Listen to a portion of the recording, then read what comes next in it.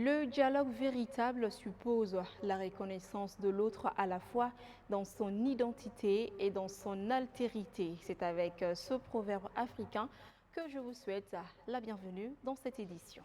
À la une de ce soir. Le chef de Dana Ambassago, Youssouf Toloba, attire l'attention des autorités de la transition sur la situation d'insécurité qui prévaut dans le centre du pays. Il demande une intervention rapide des forces armées maliennes en collaboration avec les Donzo afin de mettre fin au déplacement massif des populations. Les détails, ça sera dans ce journal. La Cour d'assises spéciale de Bamako sur les crimes économiques et financiers a condamné par contumace le président du parti, le mouvement républicain, en exil en Côte d'Ivoire, à 7 ans de réclusion criminelle et au remboursement de 47 milliards de francs CFA. Comme annoncé par les services de Mali Météo, la pluie continue de faire des dégâts à travers le pays. À ce jour, plusieurs localités ont subi les affres des inondations. Voilà donc pour les sommaires.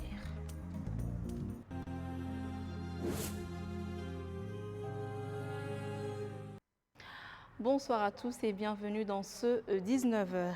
Suite à l'appel à l'aide aux sinistrés, la Croix-Rouge malienne, à travers la zone de Ségou, a procédé ce mardi 6 août 2024 à la distribution des kits alimentaires, des kits non alimentaires, des produits d'hygiène et de farine enrichie pour 600 enfants de 0 à 5 ans à 500 ménages affectés par l'inondation survenue à Bla les 22 et 25 juillet 2024. Cette donation d'une valeur de 130 millions de francs CFA et qui va s'étendre sur 3 mois vise à répondre aux besoins immédiats des populations affectées par les inondations dans la localité. Le compte-rendu est signé Bakary MCDB. Entre les 22 et 25 juillet 2024, le cercle de Bla a été frappé par de fortes précipitations qui ont causé des inondations engendrant des dommages considérables. Des familles touchées sont dans une situation de précarité et ont besoin d'assistance dans cette épreuve. C'est pour répondre à cette urgence que la Croix-Rouge malienne a organisé cette cérémonie pour apporter son soutien aux 2144 personnes, dont 500 ménages touchés par l'inondation déjà identifiés par l'organisation auxiliaire du pouvoir public.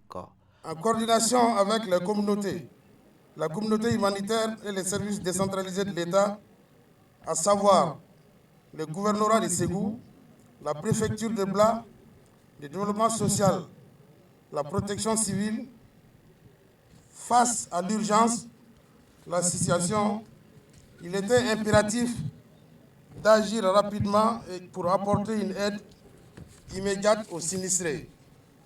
Aujourd'hui, nous sommes réunis pour une distribution et je suis particulièrement heureux de pouvoir souligner le soutien du projet PPP, Partenariat Programmatique Pilote, financé par la DG ECO en partenariat avec la Fédération internationale de la Croix-Rouge et du Croissant-Rouge. Projet essentiel dans notre mécanisme de réponse aux urgences humanitaires. Environ 130 millions de francs CFA, c'est la valeur de cette assistance de la Croix-Rouge malienne qui durera 3 mois. Elle s'inscrit dans le cadre du projet Partenariat Programmatique, accélérer l'action sociale dans les crises humanitaires et sanitaires. Une aide qui soulage les sinistrés dans cette épreuve. Après avoir exprimé leur gratitude à l'ensemble des donateurs pour leur appui aux sinistrés, les autorités administratives ont invité les bénéficiaires à faire une bonne utilisation des dons. Je tiens à exprimer toute ma profonde gratitude au nom de la population du cercle de Bla, à l'ensemble des donateurs pour leur appui moral, matériel et financier.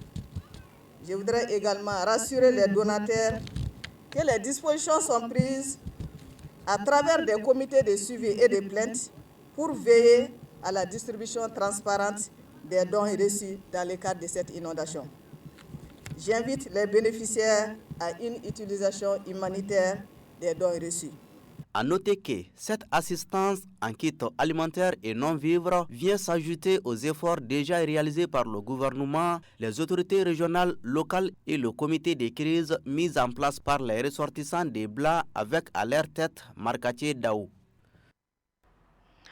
La pluie continue malheureusement à faire des dégâts dans plusieurs localités du pays. Après la ville de Bla, de San, de Bandiagara, de Bamako et de Pinsoba, c'est malheureusement le tour des nouvelles villes de subir les affres des inondations. Découvrons-les avec Awa Sanogo. En effet, des pluies torrentielles se sont abattues sur la ville de Kita le mardi 6 août 2024. Elles ont provoqué des dégâts matériels importants, notamment dans le secteur commercial où des commerçants ont passé des heures à transporter leurs marchandises trempées pour des endroits secs. Aucune perte en vie humaine n'a été enregistrée, rapportent les habitants. Aussi, les habitants du quartier Alpha Likana à Gao sont en détresse depuis les dernières pluies qui se sont abattues sur la ville le samedi dernier. Ces intempéries ont provoqué l'effondrement de nombreuses maisons. Certains résidents n'ont trouvé refuge que dans les écoles. Ce lundi 5 août 2024, les habitants du quartier ont lancé un appel à l'aide aux autorités et aux personnes de bonne volonté pour les aider à évacuer l'eau qui continue de causer des dommages. Il faut rappeler que l'Agence nationale de la météorologie Mali Météo avait annoncé des risques élevés d'inondation du 30 juillet au 6 août 2024 dans le pays. Mali Météo indique que durant cette période, des pluies sont attendues sur l'ensemble du territoire excepté les régions de Taoudéni et Kidal où le ciel sera clair et peu nuageux. Actualité sur un tout autre plan. Depuis le début du mois d'août 2024, les habitants des communes de l'Interfleuve, Kémassina, Siadougou ainsi que les hameaux voisins se sont tous déplacés dans la ville de San avec bagages et animaux à cause de la forte pression des terroristes. Cette triste situation ayant rendu ces localités inhabitables nécessite aujourd'hui une intervention des autorités sécuritaires pour protéger les personnes et leurs biens. La Sinjakiti. En effet, les localités de l'Interfleuve dans la région des San sont fortement impactées par l'insécurité grandissante et se vident complètement de leur population du jour au jour. Cela malgré l'alerte donnée par la mairie de la commune des San depuis le 2 août dernier. Dans son communiqué, la mairie des San alerte sur un vaste déplacement des populations de la commune rurale de Siadougou dans l'Interfleuve pour cause d'insécurité vers sa commune. Aussi, elle a demandé aux familles d'accueil de les déclarer auprès des chefs des quartiers ou des villages pour que les autorités communales et les services du développement social et de l'économie solidaire soient informés. Par ailleurs, un appel est lancé à toutes les personnes de bonne volonté, les organisations, ONG, projets, programmes et les ressortissants pour venir en aide à ces familles déplacées de l'Interfleuve dans un élan de solidarité. Malheureusement, depuis cette alerte jusqu'à la date d'aujourd'hui, les habitants continuent de quitter leur village suite aux menaces des terroristes qui profitent de l'hivernage avec la montée des eaux pour attaquer des paisibles citoyens sans défense. Le plus grave de ces vastes déplacements est que depuis la tombée des pluies, ces terroristes avaient prévu de boycotter l'hivernage dans ce secteur jusqu'à Massina. Face à cette situation, les personnes déplacées internes ne cachent pas leur regret d'abandonner leurs champs et leurs animaux entre les mains de ces malfrats, qui n'ont d'autre ambition que d'affamer les paysans pour pouvoir imposer leurs lois. En tout cas, cette situation est un danger pour la sécurité alimentaire des régions de Ségou et des San si aucune initiative n'est prise pour stopper ces personnes qui veulent profiter des conditions pluviométriques qui ne permettent pas les forces armées maliennes d'intervenir pour mettre fin à leur ambition de perturber l'hivernage. Par ailleurs, après le soutien affiché de l'Ukraine aux groupes armés terroristes dans l'attaque contre les forces armées maliennes dans les secteurs de Tinzaouaten, les dénonciations se multiplient à travers le pays. C'est ainsi que les forces vives de Koutiala ont décidé d'organiser une marche pacifique demain jeudi 8 août 2024, non seulement pour dénoncer l'ingérence de l'Ukraine dans le conflit au Mali, mais aussi d'apporter leur soutien aux forces armées maliennes de défense et de sécurité. Les forces vives de Koutiala donc qui vont marcher demain, jeudi 8 août 2024. Je vous l'annonçais tout à l'heure dans les titres, dans une vidéo publiée ce mardi 6 août 2024 sur les réseaux sociaux. Le chef de Dana Ambassagu, Youssouf Toloba, attire l'attention des autorités de la transition sur la situation d'insécurité qui prévaut dans le centre du pays. Il demande une intervention rapide des forces armées maliennes en collaboration avec les Donzo pour mettre fin au déplacement massif des populations. Le point avec Oumar Koïta. Depuis le début de l'hivernage, la situation sécuritaire ne semble pas s'améliorer au centre du pays, malgré les efforts des forces armées maliennes. Ces derniers temps, plusieurs villages ont été vidés de leurs habitants par peur d'être la cible de groupes armés terroristes dans les secteurs. D'ailleurs, le chef de Dana Ambassagu, Youssouf Toloba, dans une vidéo publiée hier mardi, a attiré l'attention des autorités de la transition sur la situation d'insécurité dans les centres et dans l'interfleuve. Il a évoqué dans sa vidéo le déplacement de plusieurs villages. Selon le chef de guerre de Dana Ambassagu, les villages qui ont signé des accords avec les terroristes sont obligés de leur remettre leurs armes. Et ceux qui refusent leurs accords sont victimes d'attaques ou d'abandonner leur village. À ce jour, plusieurs villages sont vidés de leurs habitants, ce qui n'est pas une solution selon Youssouf Toloba, qui invite les autorités à impliquer les populations dans la lutte contre le terrorisme. Il a aussi invité les chercheurs d'Onzo du centre du pays à la mobilisation pour défendre les populations.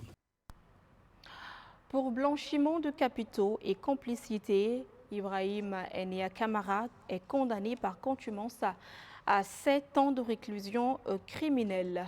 Et oui, inculpé pour blanchiment de capitaux et complicité, l'expert financier et président du parti Le Mouvement républicain, Ibrahim Enia Kamara, en exil en Côte d'Ivoire, a été condamné par contumace à 7 ans de réclusion criminelle et au remboursement de 47 milliards de francs CFA par la Cour d'assises spéciale de Bamako. À son audience du lundi 5 août 2024. Alamakou Diabaté nous en parle.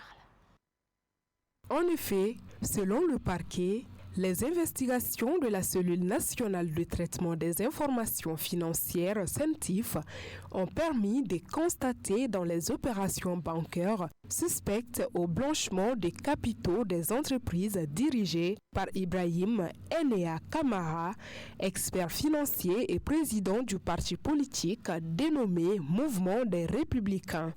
La cellule nationale de traitement des informations financières CENTIF faisait alors opposition sur tous les mouvements de débit des 10 comptes et saisit le 9 mai 2019 le procureur de la République en charge du pôle judiciaire contre le susnommé et d'autres personnes physiques et morales pour blanchiment de capitaux et complicité.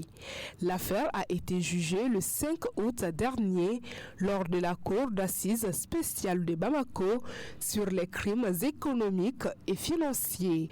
Le suspect étant en exil en Côte d'Ivoire a été condamné par contumace par la Cour à 7 ans de réclusion criminelle et au remboursement de 47 milliards de francs CFA. L'actualité, c'est aussi le retour volontaire des migrants maliens en détresse ici au Mali. Et ce retour continue de plus belle. Les autorités maliennes et leurs partenaires OIM, le Haut Conseil des Maliens de l'extérieur, ont accueilli ce mercredi 7 août 2024 129 compatriotes, dont des femmes et des enfants, à l'aéroport international président Modibo Keïta Sénou en provenance de la Libye. Ces Maliens ont décidé volontairement de revenir au pays. Et voilà, cette édition est terminée. Merci à tous ceux qui ont contribué à sa réalisation. Grand merci à vous également de l'avoir suivi. Merci surtout de votre fidélité. Fidélité que je vous demande de réitérer demain à la même heure.